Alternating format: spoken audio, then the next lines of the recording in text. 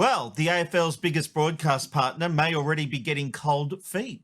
Less than a year into a multi-billion-dollar rights agreement, Foxtel's new owner DAZN believes it is paying too much for the league and could seek to claw back money.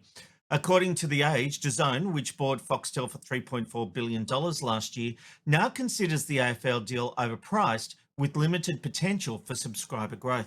The current agreement sees Seven and Foxtel paying a combined $4.5 billion over 7 years, with Foxtel's share estimated at around $418 million per year.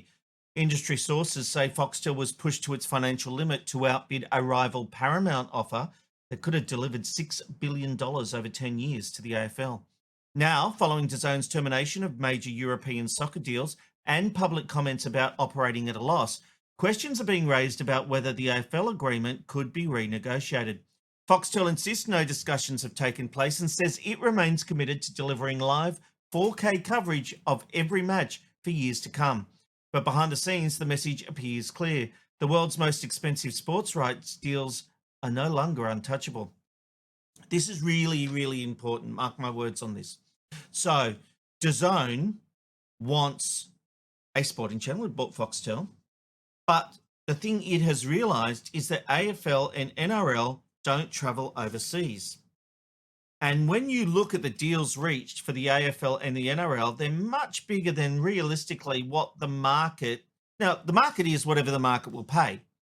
But when you compare to soccer rights and the like, it's very expensive. And I think it's unsustainable. And I think we will see networks, including Foxtel, including Channel 7 and Channel 9, really making some tough decisions. Channel 10 is saying they might try to bid for the NRL rights, but unless Paramount is willing to put a stack of cash on the table, that's not going to happen. And 10 has lost $500 million in the last couple of years. That's their financial losses for the year, $500 million. So Foxtel, when they say we're committed to the AFL for years to come, well, yes, that's because the rights go until what? Is it 2031 or 2030 or 2031? So they're locked into that. They can try to renegotiate, but the AFL owes them nothing. What then becomes interesting is what happens going forward. If DAZN says, no, we're out, then where does the AFL go? Now, streaming services like Netflix and Disney Plus could come in and try to take on those rights, but they've shown that they're hesitant at the moment. Again, because of those overseas plays, they don't play so well overseas, those games, so why pay a lot of money? But if you want to increase your footprint in Australia, then these games are good games to have. There's nothing bigger in this country than NRL and AFL.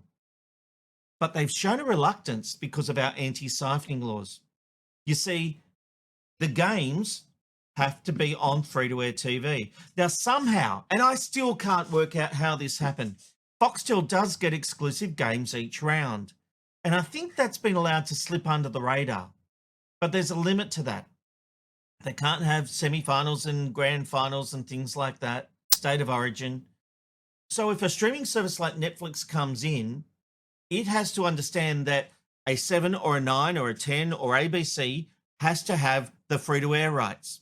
Now, where it gets more complicated is the federal government in the anti-siphoning list has not guaranteed the digital rights. And we know over 30% of Australians don't have an aerial.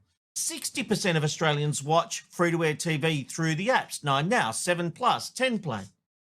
So there's a potential 60% of the Australian audience that won't have access to AFL and NRL if a streaming service comes in. They're not willing to go down that path yet and force legislation. They're waiting to see where everything lands. So the government is sending us up the creek without a paddle because those who watch free-to-air TV through their apps on their TVs aren't going to have, or possibly won't have access. DAZN's pulling out because it's too expensive. And the other streamers, the international streamers like Netflix, Disney Plus and Prime, may think it's too expensive for return on investment. So Peter V'landys at the NRL, who's been hoping for these big paydays, may not get it. And in fact, they might see the value of the NRL and AFL go down. Things are getting fascinating as the crunch, the advertising revenue crunch comes on the free-to-air networks. Things are about to change. McKnight tonight. McKnight tonight. Night tonight. I'm good to have a drink tonight.